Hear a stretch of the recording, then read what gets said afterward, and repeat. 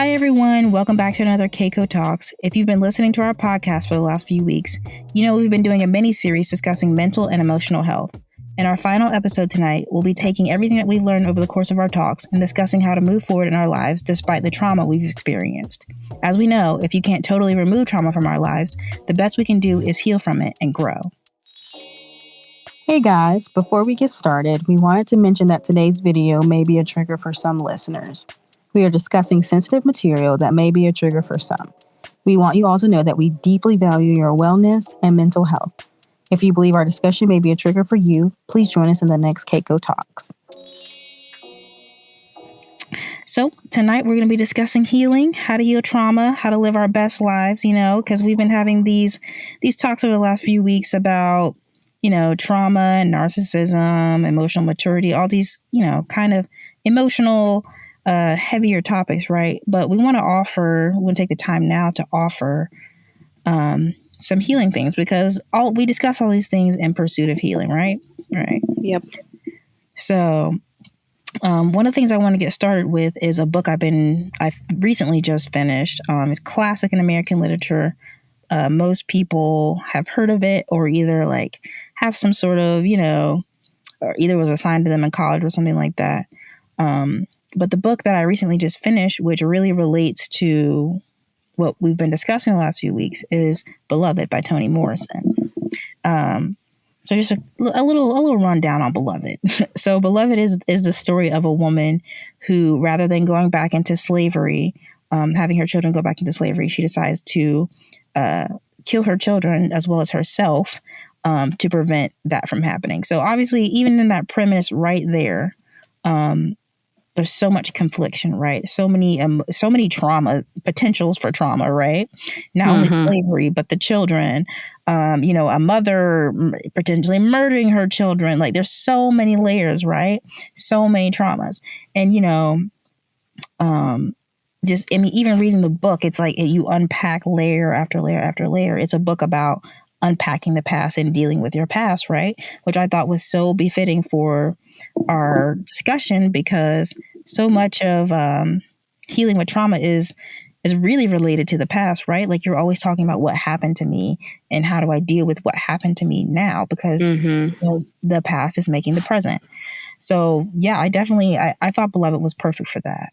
And Caitlin has watched the movie, so I haven't seen the movie. Caitlin hasn't read the book, so we both kind of wanted to kind of put that in conversation with healing, right? And how to deal with trauma. Yeah, since Seth's character is so racked by trauma, right? Absolutely. So yeah, it's her trauma literally haunts her physically. So exactly, that is an extreme version of not dealing with trauma for sure.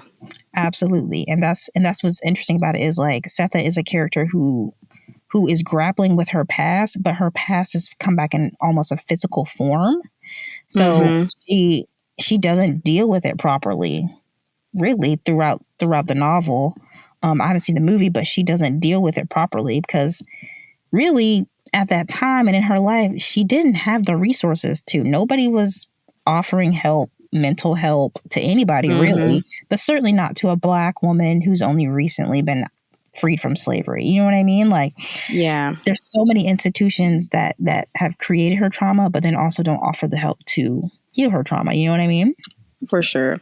And I think another thing too to mention is, Setha really thought she was doing the right thing by helping her kids out by removing them from slavery, even though it is something that is tragic. She really believed that was the right thing to do. Unfortunately, she was not able to heal herself and or some of her children. However, in that process, one of her children had passed away. So that killing, that one successful one, became traumatic for her, specifically that one. And so, even though she thought she was doing the right thing, she had the right intent, that still is haunting. That still is trauma. So you still have to deal with that thing. It's trauma for Setha, obviously, because she's still here on Earth, but it was obviously traumatic for the child who comes back, who's you have unfinished business. You know what I mean? For sure. And for sure. Yeah, and so I obviously Toni Morrison's language is so beautiful and like, and it's literally like rapture. It's like it wraps you up in the language, and so you get caught up in that sometimes. But you can really see like this woman is in turmoil, seriously, and it's physically affecting her body. Oh yeah. You know what I mean? She's in Okay, yeah. turmoil. Yeah. Her trauma caused literally physical manifestations within herself as well, as well as experiencing and haunting. So, this right here is obviously more of a dramatic form of trauma, but that can happen, you know what I mean? In real life, if you don't deal with your trauma, you may have some physical ailments. You may have diseases and disorders that you eventually become diagnosed with. So this is perfect for our topic today, talking about healing trauma. How to heal. And, since we're having a discussion, I want to read a little passage from Beloved, actually. Okay. That really shows kind of just the situation we're setting up. Like, it shows and explains kind of how trauma is manifesting in Setha's life. So I'm going to read a little bit for y'all really quick. Let me get my glasses on here. But what a grandma. I know, right? So it goes, we'll start here. Denver thought she understood the connection between her mother and Beloved. Setha was trying to make up for the handsaw. Beloved was making her pay for it. But there would never be an end to that. And seeing her mother diminished, shamed, and infuriated her. Yet she knew Setha's greatest fear was the one Denver had in the beginning, that Beloved might leave. That before Setha could make her understand what it meant, what it took to drag the teeth of the saw under the little chin, to feel the baby blood pump like oil in her hands, to hold her face so her head would stay on, to squeeze her so she could absorb, still, the death spasms that shot through the adored body, plump and sweet with life. Beloved might leave.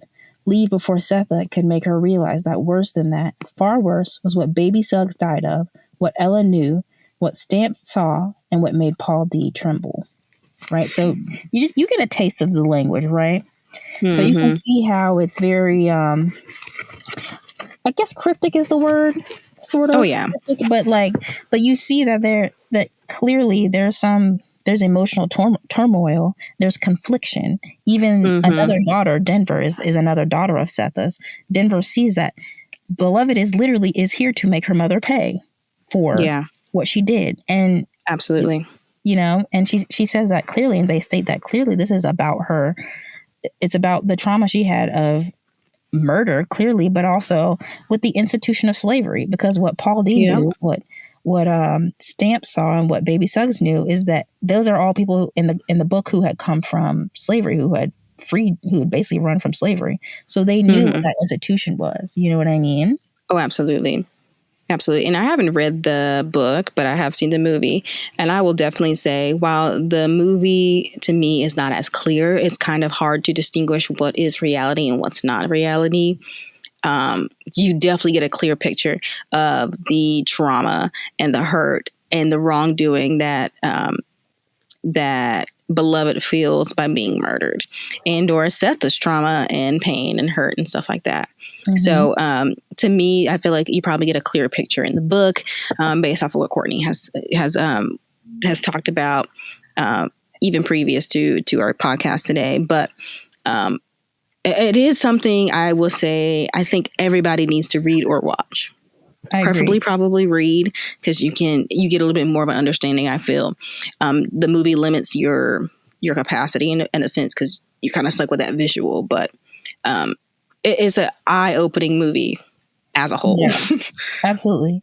Yeah, I definitely think it's something I think you should read and then watch the movie and like just be prepared for the darkness of the movie. I think but yeah, it's and what's so classic I think about Setha's character is you're really able to see someone, even you can take out the institution of slavery, just a mother dealing with her hurting her child, you know what I mean, out of love, what she considered the most loving thing she could have done, hurting someone, and then that person coming back to hurt you. You know what I mean? It's like, it's complex. It's conflicting. It's absolutely traumatizing. And it's like, how does one handle that? And what we see in the book is that Setha really, she doesn't have the tools to handle it other than submitting to whatever whim the ghost has, which is her baby girl coming back to haunt her. You know what I mean? Yep. Which is really kind of just, it becomes a symbol for her own guilt, her own internal pain, it becomes, it's a physical and symbolic, manifestation of that in the novel. And Absolutely. and it's just such a metaphor for like what we experience in our lives too, is like things that we've done, things that have been done to us, how that's all wrapped up into one experience. And so when we sit and like hold on to these things and we don't heal from it, what do we get? We get more pain in our own bodies. We get like, we mentally check physical out. Pain in your body too. Physical pain in your body. You mentally check out. Or sometimes you resort to hurting other people and like, you know what I mean? Yeah, and to yourself. I mean, all types of things. So absolutely, yeah. And but before we kind of move on to other things to discuss, I want to talk about there's one more like shorter quotation that at the end of the novel, very end of the novel, that Paul D, who was also in slavery, but came out and rekindled like a relationship with Setha, how he's the only character who sort of starts the process of healing for Setha, because Setha doesn't start it for herself. She's almost like totally lost to it. You know what I mean? She almost loses herself to the trauma. Oh, absolutely. I would agree with that. In the movie, she definitely lost herself to it. Yeah, she's unable, as hard as she loved her children, that's as swept up as she got in the trauma and like couldn't come back from it. That's what I think. That's kind of the metaphor I feel like for sure. So yeah, here, this is what the end says. At one point, Setha says, "She was my best thing," meaning we're referring to Beloved, or her children. Like she really sees her children as the best thing in her life. The only reason she has to get up and kind of push to survive, right? So she has this sort of all-consuming love of her children, right? But at the end, when Setha is, kind of emotionally distraught, Paul D comes to her and this is what happens. He leans over and takes her hand. With the other, he touches her face. "You, your best thing, Setha, you are." His holding fingers are holding hers. Me, she questions. That's Setha questioning at the end. And I think that's really poignant, because that's the first time in the novel we start to see Setha actually recognize like her own self. You know what I mean? Oh, yeah. That's the first glimpse where it's not just about her guilt. It's not just about her feelings of confliction. It's all about her, or this moment is the first glimpse, just a little ember of her starting to heal and really say, I can let go of what happened to me, Absolutely. Yeah. And that doesn't have to haunt me. It doesn't have to always be a source of pain or hurt. I can move forward with this. Yeah. And the fact that she's even questioning it, it shows how early in the stages of healing she is, because she's not even recognizing that she can heal, that she can be free of it. She doesn't have to hold on. It's like it's almost like self-inflicted. You know what I mean? Oh, yeah. Oh, for sure. She definitely, you can see that she doesn't have much self-worth, that she's even questioning, that, which I think plays a huge role in healing, right? She doesn't value herself. And so that's why she's allowed herself to succumb to the trauma, the pain, the haunting of her daughter and of the things that she has done in her life. Absolutely. Yeah. It's beginning to see yourself as a person first and foremost, because we also have to put this in terms of slavery. Personhood was new to them, because they were not people, who could really think and feel and choose and make decisions, have their own autonomy. So absolutely, that in combination with, not only do I have to be responsible for my actions, but I actually have I have a responsibility to care for myself emotionally. I have a responsibility to care for myself so that I can even give to others. You know what I mean? Like I'm worth something, and I think that's what that last line is really saying, especially that you're your best thing. He's really saying like your children are something important to you, and it's not that they're not, but you have to look out for yourself too. Like you have to heal you, absolutely. And I think also too, to me, hearing that definitely says that you have to look out for you, right? No one else is going to do that for you. Absolutely.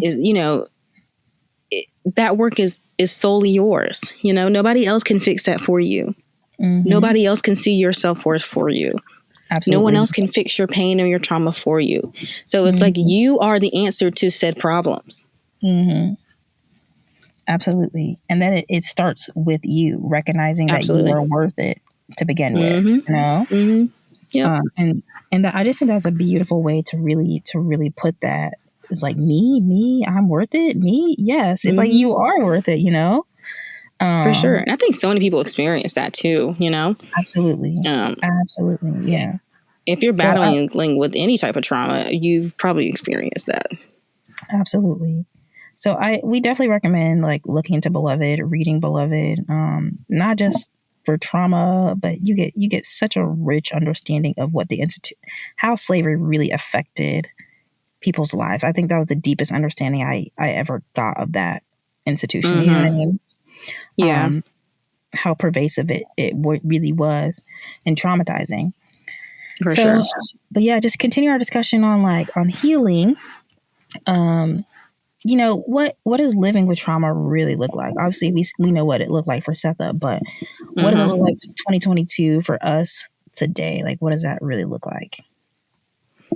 So for me, I would say when I was probably at my height of living with trauma, so I had a traumatic event happen in my life around between 13 probably to 15, right?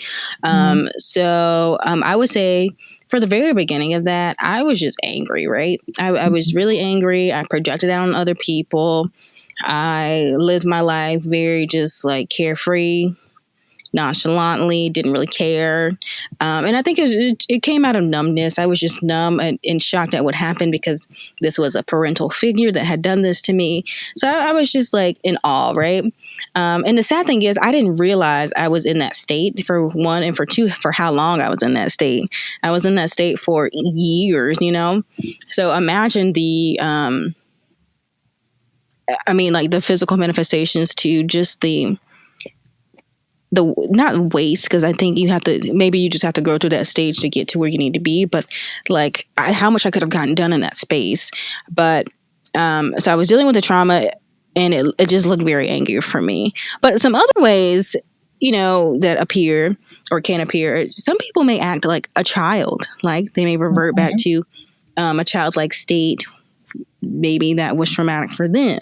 Maybe even prone to emotional outbursts that may mimic childlike behavior and or in adult ways. So, Courtney mentioned in the other episode where there was a gentleman, he was upset with the FedEx person because they didn't do something that they needed to do.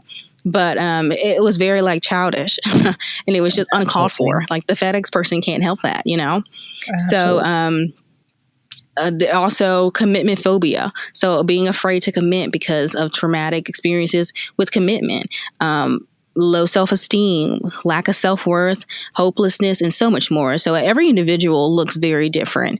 And that person is entitled to live with trauma how they need to live with trauma to ultimately heal, as long as it's not hurting anybody. Yeah.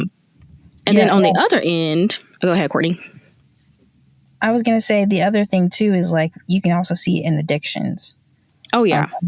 Yeah, so drug-related addictions, compulsions, shopping, alcohol, sex, work addictions, relationships, habitual daters, people who can't, be single or can't sit with themselves, those sorts of things are an addiction is indicative of not being able to really regulate oneself, right? And feeling and it's excessive coping, Yeah.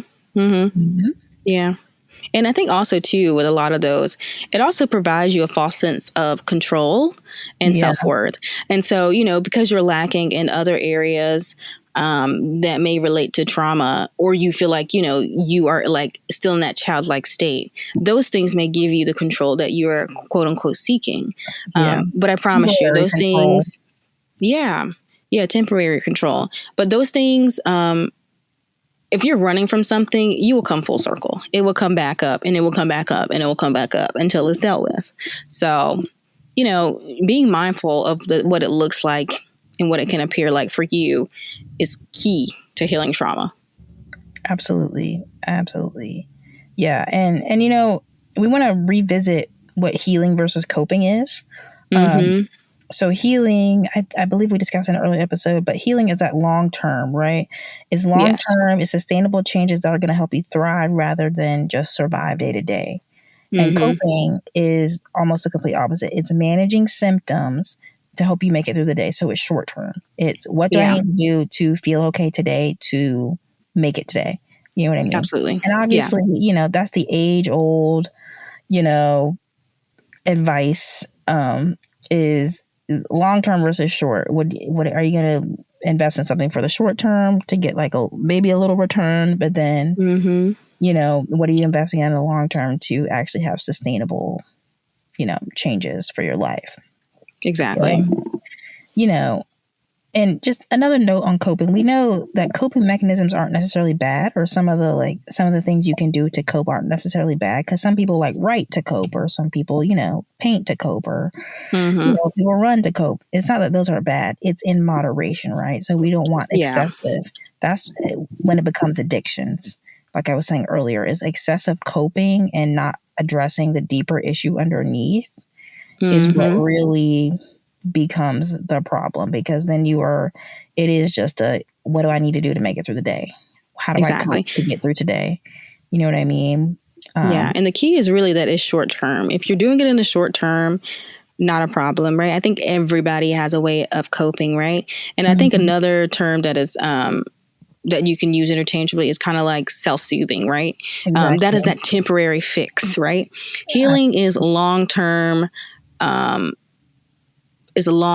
help and surviving and changes.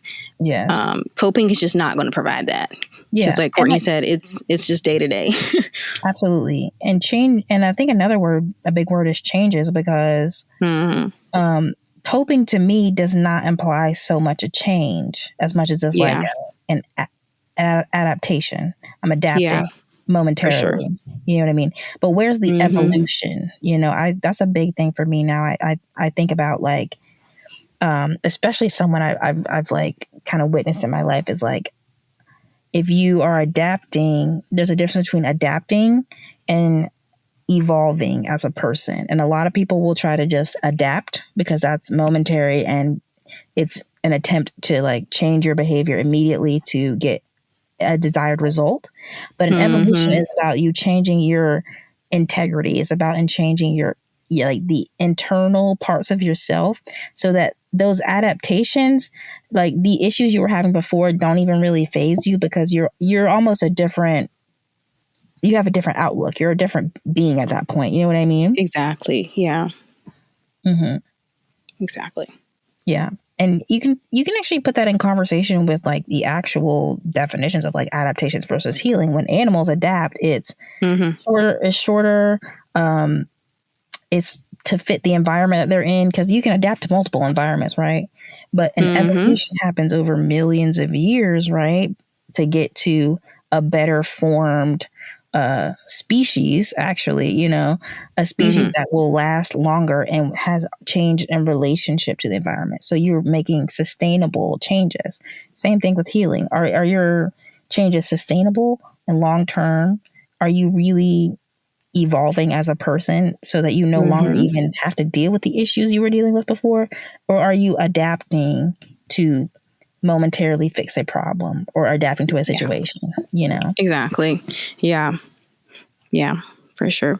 And while we're on it, we'll go ahead and talk about some ways that you may heal versus how you're actually coping. So some examples of coping would be being in denial, avoiding said problems, individualizing self-care. So doing types of self-care that are not promoting healing, essentially. Drugs, alcohol, exercising, so excessively, self-blaming, engaging in problem-solving strategies. But that are not helping like long term, right? Also humor, TVs, books, music, etc. Lowering expectations, and getting comfort/help from others. So, Courtney, you want to talk about some healing strategies? Yeah. So healing, like we were saying, is long term, right?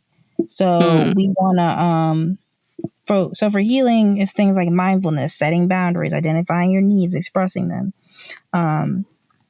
You can even do like meta prayer, therapy, peer support, things that are like sustainable and that honestly are regular meetings. Just like the trauma sensitive yoga, things that are like regular and kind of become like institutions in your life that actually help you reflect, that help you consider your own actions, that help you to really change, make sustainable changes. You know what I mean? Yeah. And I was reading like some basic principles of like healing, are acceptance, gratitude, patience, forgiveness, and mindfulness.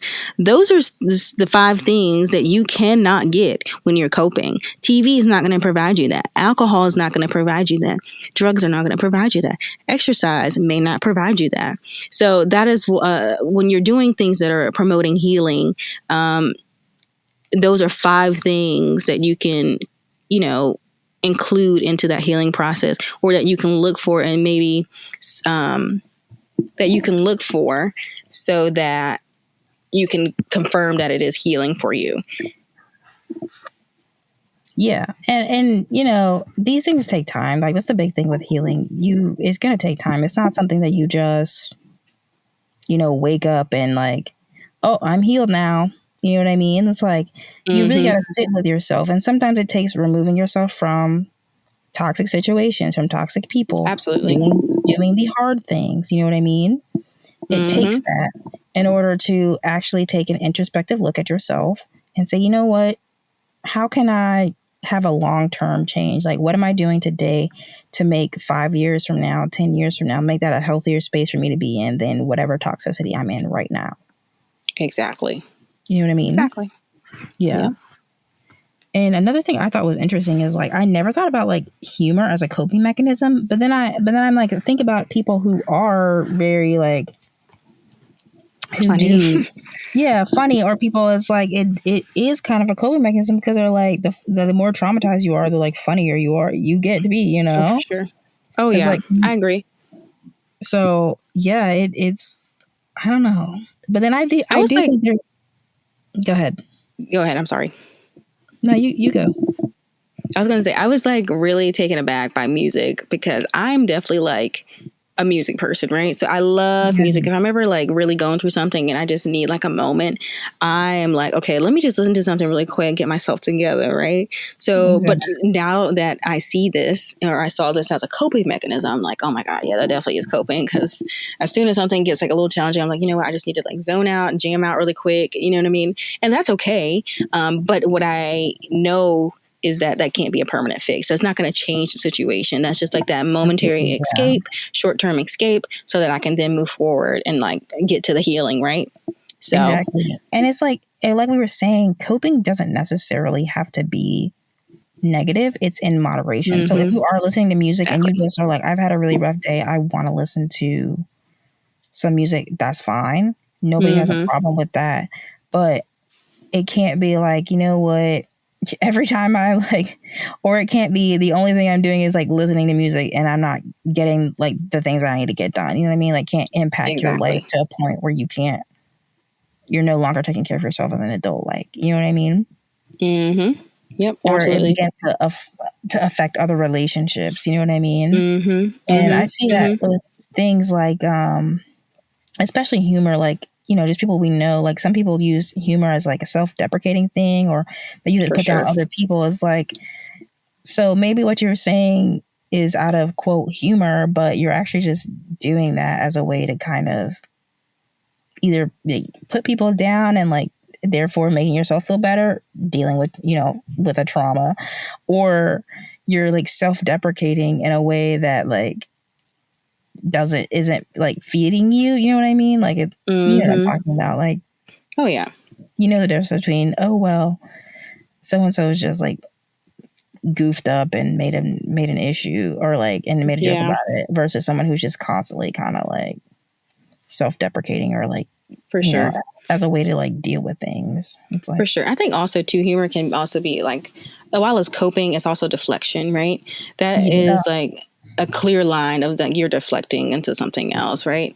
Exactly, don't be wrong, people can be funny without being or maybe healed trauma, but you can kind of tell who is in it or not. Usually humor is at the expense of somebody else if it's unhealed, or they're like constantly making fun of somebody, versus if it's just like pure genuine humor, then it doesn't have to be at somebody's expense. It just can be funny.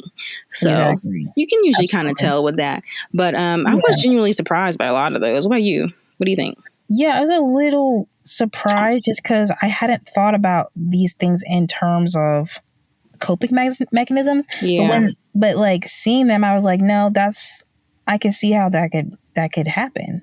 Even like lowering expectations. I think that's real tea right there, because there are some people who just, instead of healing and growing and learning and getting out of situations, they will just lower expectations to do whatever feels comfortable to get through the day. You know what I mean? And 100% agree. And it's like, I think the easiest thing we can paint out with that is like relationships. People who you're like, okay, she just dated Bob and he was a loser. Then she get a relationship with Joe and he's a loser. And now she's in a relationship with Randy, and they all the same type of loser. And you're you know, and that's no shade to Bob, Randy, and Joe, because they have their own things to heal. But it's like, for the person getting in a relationship with them, it's like, are you doing this? You're not improving and you're not healing from these encounters with people. So it almost feels like, instead of raising your own bar, instead of healing yourself, instead of, you know, looking introspectively, you continue to lower your expectations, because that's what you know and what feels comfortable for you. That's how you feel like you can survive. You know, and on another spectrum of that, you have those individuals who lower the expectations, accept said person who is on a lower standard, right? And then they fix their problems. They don't fix theirs. They fix the other person's, right? The person who didn't necessarily lower their standards, right? Yeah. So, and, you know, that's a whole other topic in itself, right? Because absolutely. Yeah, it's interesting, you know, because really we're talking about the ways that people cope, and those tend to be the most external ways that people hurt others, is like their coping mechanism gets in the way of, you know, having good relationships, or having having a good career, you know, that kind of thing. It's like, it gets in the way of even their relationships with themselves, because they're coping to survive rather than healing to thrive. You know what I'm saying? That's a good quote. Say that again. Coping to survive rather than healing to thrive. Maybe we should name the episode that. That's good. I love it. We might put that on the episode, because that's key. It's like, so much of our world, and it's unfortunate, our world panders to the cope, panders to just, you know, do this, do the alcohol, do the drugs, eat the food, you know, because that's how people make money, actually, too. Yeah. Is pander to coping mechanisms, pandering to people's insecurities, pandering to lowering your expectations. Because when people, it doesn't make money and it's not as flashy to actually heal, because when you actually do the hardcore work of healing, you don't need the drugs, you don't need the alcohol, you don't have the low, you know, self-esteem. So you don't need the plastic surgery or the you know, and I'm not trying to paint these things as like they directly indicate low self-esteem or somebody who has an issue, because it's not always that case.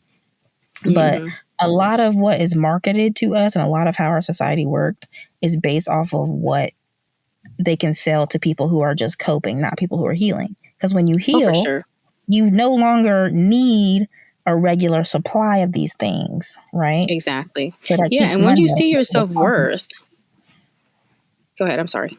I was saying it keeps you out of it keeps money out of people's pockets. Absolutely. And when you see your self-worth, while you may do little tiny things to cope, your main focus is healing, right? So you don't need to have plastic surgery to heal. You don't need to have TV to heal. You don't need music to heal. You might enjoy it, but you no longer need that to heal, right? Exactly. Or to get by. Yeah. Or the healing goes deeper than that. It's that level of self-regulation. I don't have to do this excessively because I'm healed. I know when to cut it off because I know where my emotions lie. And I know that if I'm upset or angry, if I know something I used to cope with is, lowering in expectations, that's how I used to cope, then I know once I'm healed, I say, you know what, I got to check that. I'm no longer going to lower my expectations just to survive. What do I need to do to self-regulate to thrive, right? And it really is just it really is a beautiful process. I will say, don't be wrong, like it is work. It's hard work. But when you get through it, it's just like, oh my God, what a relief, what a load off of my shoulders. You no longer are looking for validation from other people, self-acceptance from other people. You're not looking for these superficial things to fix said problems. It really is just like, I don't know how, it's like almost like heaven, you know what I mean? Within yourself. You find that place of peace. That's what we're supposed to be living, I believe. I think we're supposed to be living as healed individuals. I think, not that bad things won't happen, trauma won't happen to us, that is never promised. But I think the idea of life is to get to a point where you can heal and thrive and really start living what you're here to do. That's a big part of life. You know what I mean? Yeah, which like leads me into why dealing and just accepting to get through is harmful. So, like, what would you say is harmful about that? About just coping to survive? I said the big thing is that you are always going to be stuck in that place if you don't heal. And that is why it's harmful, because then you will forever be acting from a place of harm and or trauma.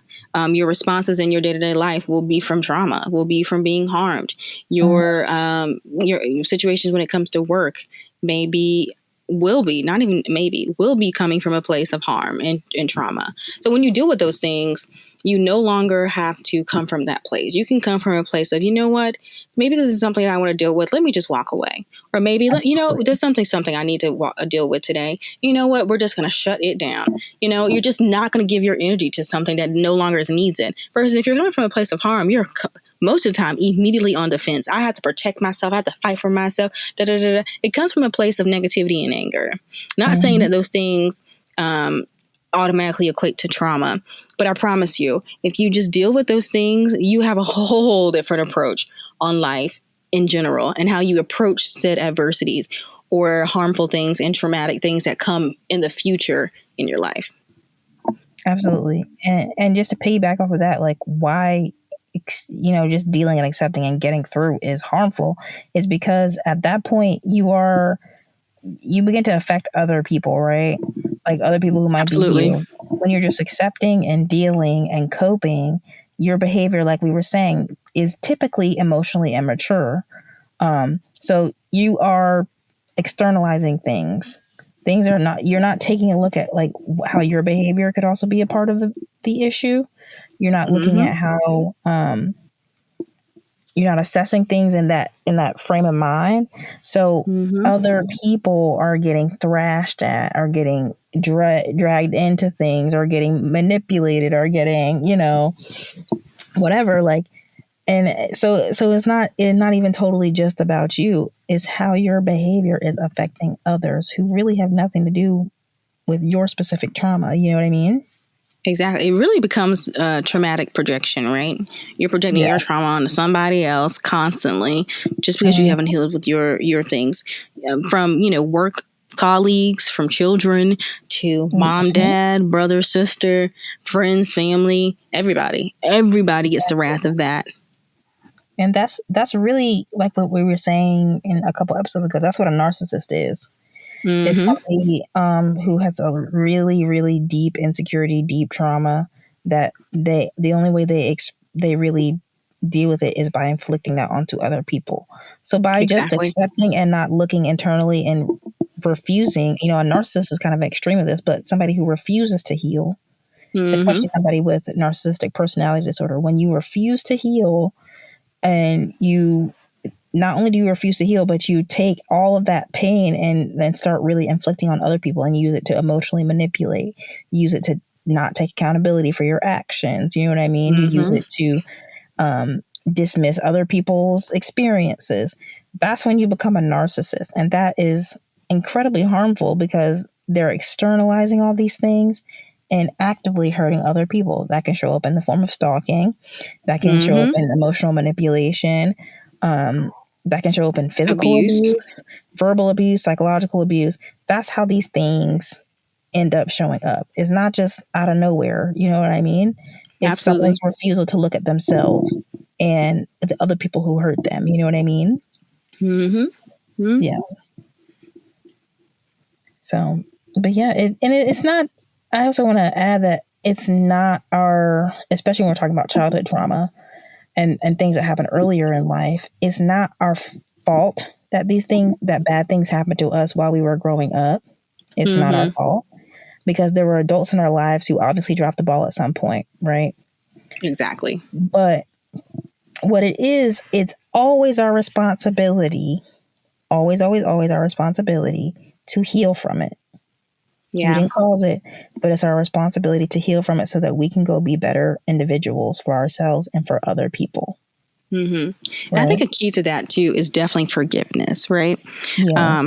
And so before I get started, I want to say what forgiveness is. So forgiveness is letting go of an emotional tie that a person or event no longer has an emotional hold on you. So they no longer have power over your own mind or body, right?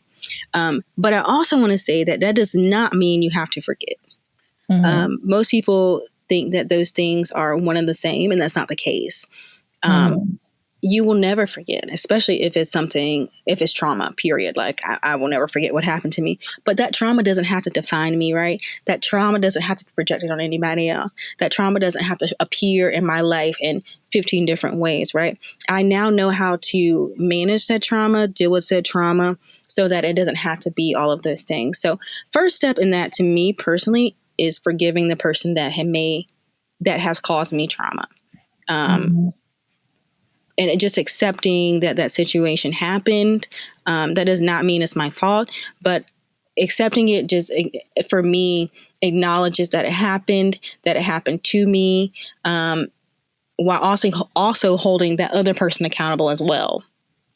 Absolutely. What would you say about forgiveness, Courtney? Yeah, I mean, everything, I totally agree with everything you said. And I think just something to add to that is forgiveness is for you, Oh yeah, like what Caitlin was saying. And I think you summed that up. Was you're like, forgiveness is about how I heal, how I move forward. And it's not, yeah, and yes, it extends grace to the other person. It's not like a totally selfish move to forgive. It extends grace to the other person. But really, to me, forgiveness is acknowledging that you understand that somebody did not have the tools, the capability, the foresight, the whatever to mm-hmm. properly interact with you or to properly behave with you or you know what I mean? Or to Yeah, respect the boundary. So you're acknowledging that that happened and you say, I understand that. And for that, I no longer have any malice about it. I have no anger about it. I'm not holding that over your head. And you can go on. They exactly. And it, still, they sit in whatever they need to sit in. You move yeah. on for yourself, Yeah, and it gives you the control over your life, right? And it's no Absolutely. longer them in that situation controlling your life. It really is a freeing process to just forgive. Like I said, Mm-hmm. you don't have to necessarily forget. For me personally, there's just no way I'm going to forget. Mm-hmm. But, it really is for you. I appreciate that Courtney said that because while it definitely, gets the other person a bit of grace. That does not excuse the action by any means. Absolutely. You know, it's just holding them accountable and saying, like, you know what, I have a little empathy for where you may be coming from. That was not okay. But you know what, I'm willing to move on for my sake, not even for them, for me. Yeah, absolutely. Because like you said, it's taking back your own power. It's not letting a situation that somebody who inflicted harm onto you or trauma onto you, is not letting them continue to have that hold and putting you in a situation where you don't have control over your own mind, your own emotions, because you're angry or you're mad or you're still holding on to something. It's not about it really isn't about them. And it's not to be dismissive of them, but it's you have no control over anybody else on this earth but you. Exactly. Right? So why am I going to live my life allowing someone who really is not walking in my shoes, who's not walking in my path, and who wasn't supposed to be? Why would I let them have power and control over my thoughts, my emotions, my responses to things? Like some people will be angry at one person, and then go lash out on another. And it's like, so you're angry, you haven't forgiven whoever hurt you, and now you're inflicting pain onto someone else who has to. It's like these things are so interconnected and cyclical. You know what I mean? It takes someone to be mindful, to self-reflect, to look at their trauma, and to forgive those who hurt them, to stop that cycle. Exactly. Absolutely. Yeah. Exactly. Yep. So some things that I personally kind of done to forgive was there's it's called a forgiveness letter. So basically you write a letter to the person that has caused you trauma, and you don't have to give it to them if you don't want to. You can if you want, but you just write down basically what they've done to you, how it's affected you, just anything you want to put in there, really, right? That will give you the closure and the peace of mind to heal, right? And then you can bury it, you can burn it, you can give it to the person for them to read, however you want to do it. But it just gets it off of your chest. It gets it out of your spirit and your mind and body, right? So that you can move forward. You're no longer holding on to that. It's in that letter, and it's just to the universe, right? And another thing is forgiveness role play. So you pretend that you are talking to... Yeah, with a therapist, or it could be like somebody that you can confide in, right? I would personally recommend a therapist, but you basically pretend like that person is the person that caused you trauma, and then you just say what you need to say to that person. So yeah, those are some things that you can do to promote forgiving and healing. Because like I said, that I think forgiveness is the very first step to getting to a healed place. Yeah, forgiving and accepting. And sometimes you have to forgive and accept for yourself. Sometimes it's not, these things that are issues are not things that are external. Like we were saying earlier with Beloved and Setha. Setha, the reason why Beloved could come back and haunt her is because Setha did not forgive herself for her behavior. Exactly. Because otherwise, Beloved would have had no entry into... You know what I mean? Into Setha's space, it's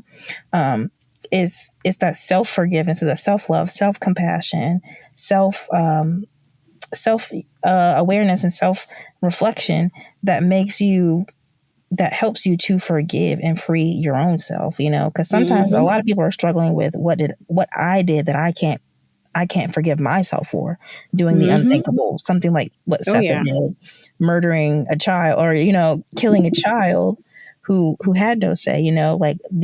How do you move past the unforgivable? Exactly. So yeah, and then another thing too, that always comes up in discussions about healing is closure, right? So we kind of wanted to get into do we think closure is essential in order to heal from trauma? I have an opinion on it, but I want to know what you think, Caitlin. But before we do that, let's kind of define what closure is from our perspective. So closure is looking for a specific answer or some sort of explanation as to why things happen or why a situation occurred in your life. Okay. Specifically traumatic events, usually. Yeah. Okay. So do I think it's important? I do think it is important. But I always, one thing I always say about closure is you have to go into closure, especially if it's a conversation with somebody, with an open mind and zero expectations. Is crazy as that sounds, because it's hard to have zero expectations. But I definitely think it can be healing. It can set you free if you go into it without expectations, excuse me. For me, for example, to get closure with a situation that I had that was traumatic, I spoke to the person, and I went into that conversation expecting said answers. And I didn't get that. I just didn't get that. So I was a little disappointed because I didn't get that type of closure that I wanted, but I did get closure. So I was excited about that. It did feel like a weight was lifted off my shoulder, but then I had to go back and kind of re-heal because it opened up a wound that maybe I even didn't heal really. But just having that expectation of what I wanted out of that just kind of set me up for that kind of relapse into being unhealed again. So I would say if you're going to seek closure, just keep an open mind. Make sure you have empathy towards the person who you're seeking the closure from, because they have their own things going on, their own experiences, their own ways of being raised and whatnot, that may have caused them to act in a certain way, which may be what you want to hear or you don't want to hear. So what do you think, Courtney? Yeah, I think that, well, I agree and I disagree. I almost of the mindset that closure is not essential to heal from trauma. Yeah. Only because I feel like you said, in certain situations, some people are just not going to be open to giving you an explanation of what you want. Because some people are just absolutely not in a place to even begin to heal, right? And those are the people sometimes you got to let go because it's too toxic. Oh, but absolutely.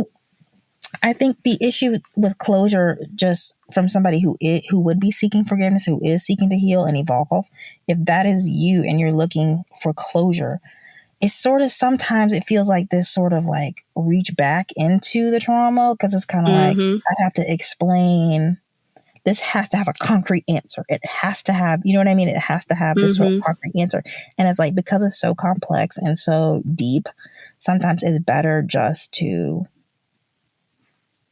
let it go, forgive, move on, instead of seeking that closure almost obsessively. You know what I mean? Yeah. Or, because sometimes that can start to become the focus, rather than just being you know what, this happened. I really can't, I don't understand why, you know? Yeah, but I will say, I think getting that sense of closure can help you get to forgiveness, right? Because I think having that conversation, and if that person is able, closure is definitely ideal. But if you have a conversation with that person and they are able to give you kind of a look of where they were in that space, right? It allows you to be empathetic and be oh, okay, so you came from a place of trauma too. So this is how I became, you passing on that trauma to me, or you being traumatic to me. But for my example, I didn't even get that, you know what I mean? So that's why that was disappointing for me. The person that I was talking to is a true narcissist.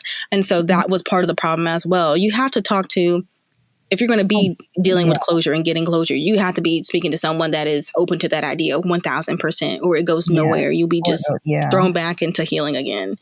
So you'll be taking several steps back. It's almost like re-traumatizing at a certain point. If you're more addicted, if your coping becomes searching for closure, it becomes re-traumatizing just the search for closure, because you're not, you keep going to the same place and getting a door shut in your face constantly. And then at a certain point you have to say, why am I okay getting a door shut in my face? And it gives them that control back, honestly. So, if it's going to be a closure thing, it has to be a one and done thing, which, one of the ways that you can see closure is by those letters and the role playing, instead of physically talking to the person. But I definitely with that being said, since we've had this little discussion about closure, I would definitely say that is not essential. What I will say, though, is it is something that it depends on the case, for one. It depends on the person who may have caused you the harm. And it also depends on whether or not what you get out of that closure, right? So if you're actually getting a better understanding, if you're not getting a better understanding, it really does you no good, you know?